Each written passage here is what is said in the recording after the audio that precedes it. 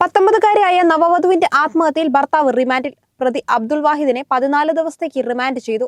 Malappuram 1-ാം class magistrate കോടതിയാണ് വാഹിദിനെ remand ചെയ്തത്. വാഹിദിന്റെ ജാമ്യാപേക്ഷ കോടതി നാളെ പരിഗണിക്കും.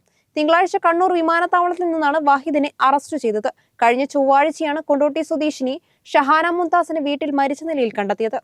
നിറം കുറവാണെന്ന് പറഞ്ഞ് ഭർത്താവ് നിരന്തരം അവഹേളിച്ചതിൽ മനംനൊന്ത് നവവധുവായ 19കാരി ജീവനൊടുക്കിയ സംഭവത്തിൽ പ്രതിയായ പെൺകുട്ടിയുടെ ഭർത്താവ് അബ്ദുൾ വാഹിദിനെ റിമാൻഡ് ചെയ്തു. Malappuram judicial first class magistrate കോടതിയാണ് പ്രതി അബ്ദുൾ വാഹിദിനെ റിമാൻഡ് ചെയ്തത്. 14 ദിവസത്തേക്കാണ് റിമാൻഡ് കാലാവധി. വാഹിദിന്റെ ജാമ്യാപേക്ഷ കോടതി നാളെ പരിഗണിക്കും. ഇന്നലെ കണ്ണൂർ വിമാനത്താവളത്തിൽ നിന്ന് കസ്റ്റഡിയിലെടുത്ത് അറസ്റ്റ് രേഖപ്പെടുത്തിയ മൊറയൂർ സ്വദേശി അബ്ദുൾ വാഹിദിനെ ചൊവ്വാഴ്ച ഉച്ചയോടെയാണ് കോടതിയിൽ ഹാജരാക്കിയത്. വിദേശത്ത് നിന്ന് തിങ്കളാഴ്ച രാവിലെ നാട്ടിലെത്തിയ അബ്ദുൾ വാഹിദിനെ എമിഗ്രേഷൻ വിഭാഗം കസ്റ്റഡിയിലെടുത്ത് കൊണ്ടോട്ടി പോലീസിന് കൈമാറുകയായിരുന്നു. കൊണ്ടോട്ടി സ്വദേശിനി ഷഹാന മുംതാസ് കഴിഞ്ഞ ചൊവ്വാഴ്ചയാണ് ഭർത്താവിന്റെ മാനസിക പീഡനത്തിൽ മനംനൊന്ത് ജീവനൊടുക്കിയത്. നിറം കുറഞ്ഞതിന്റെ പേരിൽ ഭർത്താവ് നിരന്തരം മാനസികമായി ഉപദ്രവിച്ചുവെന്നാണ് കുടുംബത്തിന്റെ ആരോപണം. ഇക്കാരണം പറഞ്ഞ് വിവാഹബന്ധം വേർപ്പെടുത്താനും ഭർത്താവ് അബ്ദുൾ വാഹിദ് പെൺകുട്ടിയെ നിരന്തരം നിർബന്ധിച്ചിരുന്നതായും കുടുംബം ആരോപിക്കുന്നു. ഇംഗ്ലീഷ് ഭാഷ സംസാരിക്കാൻ കഴിയില്ലെന്ന് പറഞ്ഞും കുറ്റപ്പെടുത്തിയതായി കുടുംബത്തിന്റെ പരാതിയിലുണ്ട്.